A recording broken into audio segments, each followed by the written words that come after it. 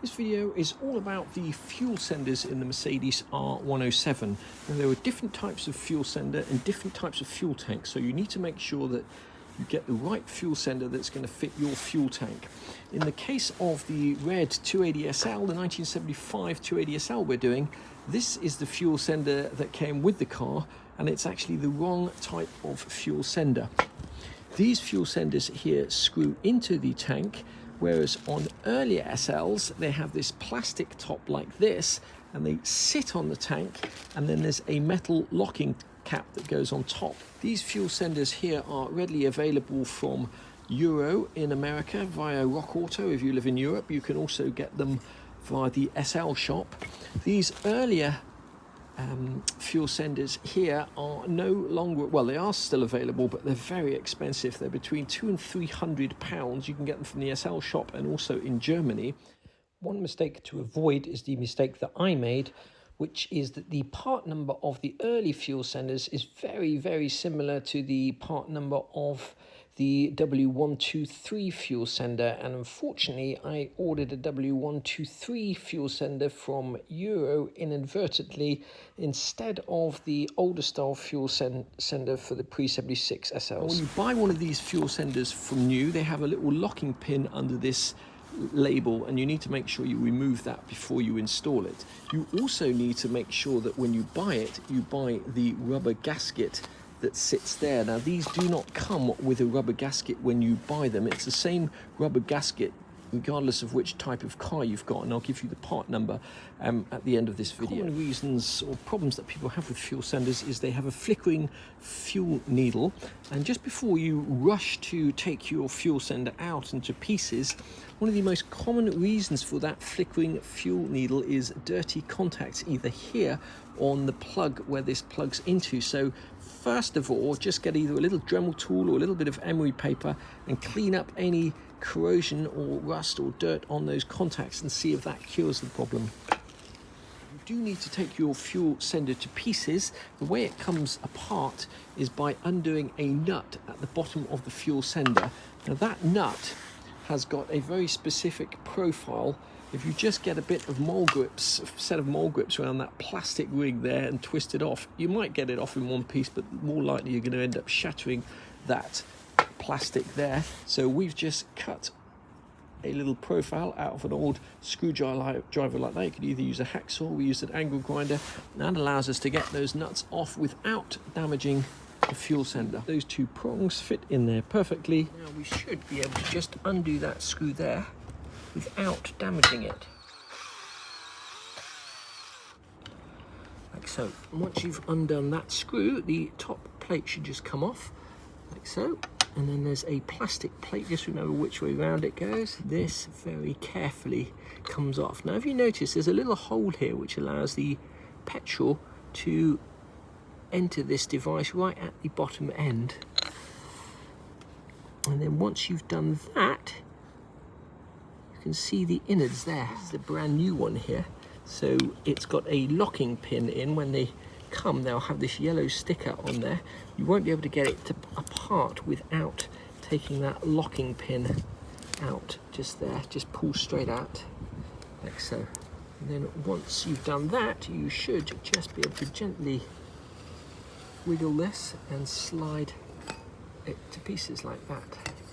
Obviously this is a brand new one and it's very clean, but if you're planning to take yours to pieces to clean it, be very, very careful that you don't break those little threads. And also, just, I don't know if I can zoom in on that, have a look at how those threads actually loop between the contacts.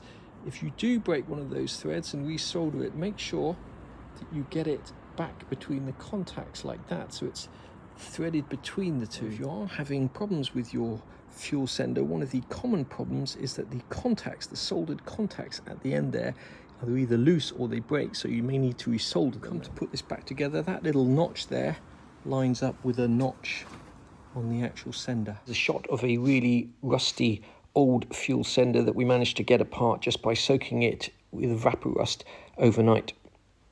It's also worth mentioning that while we've got this open, that these connections here, there's one here, and there's one on the other side. They make connection with a plate on the bottom, which is this plate here. And if that plate is corroded, or those contacts are corroded, you may find that your low fuel warning light doesn't come on. If you are going to be doing any work on your Mercedes fuel tank, you may need a special socket for both the fuel sender and the strainer. This is a 47mm socket that we got from Uro Tools. It should actually be a 46mm socket, but it does do the job. It fits the fuel strainer almost perfectly. It's slightly loose on the fuel sender. You may also need to get a reducer, because in our particular case we've got a 1/2 inch wrench and this is a 3/4 inch. So at the same time we bought that, we bought this reducer here, and we're going to have a go at seeing if we can get that sender out.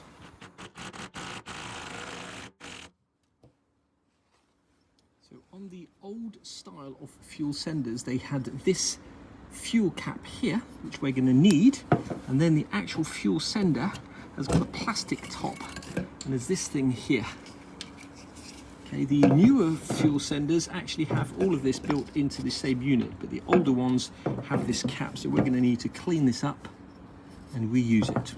Sitting in our little bath of evaporust is the cap that you'll find on old style 107 fuel tanks and possibly other types of Mercedes fuel tanks. Washed that off with warm water, and we'll just go around it with a Dremel tool and get rid of these last little bits of rust, and then dust that over with some Eastwood rust encapsulator, and that's almost as good as new. Now you can still get this part here from the SL shop and possibly from Mercedes. It's about £40, so it's well worth refurbishing your part if it came off your car and it's a bit rusty.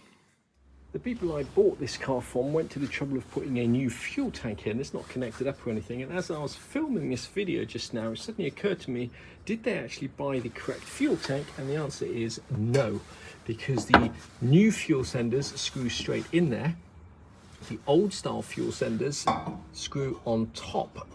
They drop in and then they have this cap on top. So this fuel tank is the wrong fuel tank for this car, which either means we need to put the old fuel tank back in, or we need to use a new style fuel sender and get the plug adapted. But whether or not that will throw up an error on the dash or not is another question. This is a fuel tank off an early SL, and you can see that these fuel senders, they just drop in. They are keyed at the end here, when that key needs to, notch needs to match up with there.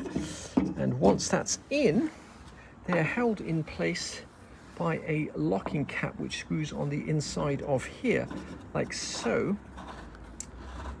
If you try and put a new style fuel sender on an old style tank, it won't work because there's nothing to screw this into. What they've done on the project car that we're doing is they put a later style fuel tank in the car, which gives us a problem because we can use this fuel sender absolutely fine, but the plug on top doesn't fit, unfortunately. So we might have to see about modifying the plug just so that we can use the new fuel tank that came with the car and a more modern fuel sender. This here is the new fuel tank that has been put in this car. It's the wrong fuel tank for this car, and the consequence is that this fuel sender doesn't fit.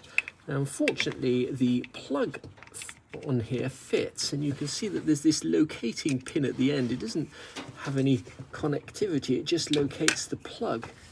When you try and put a new fuel sender on there, that doesn't work. And I always thought it was because the pins are too big, but in actual fact, I think it's just because the locating pin is too big. So what I'm going to try and do is very carefully shave that down with a chisel and see if we can't get this plug to fit.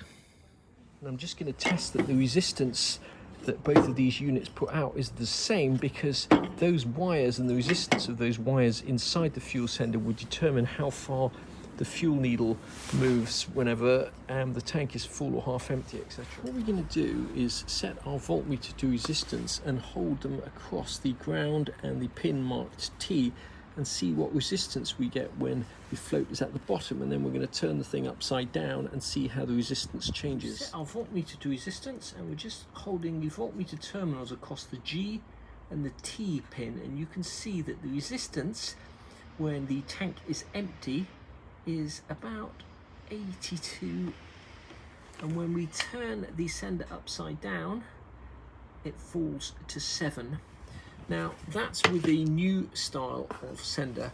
Let's try the same thing again with the old style sender. So this is with the float at the bottom.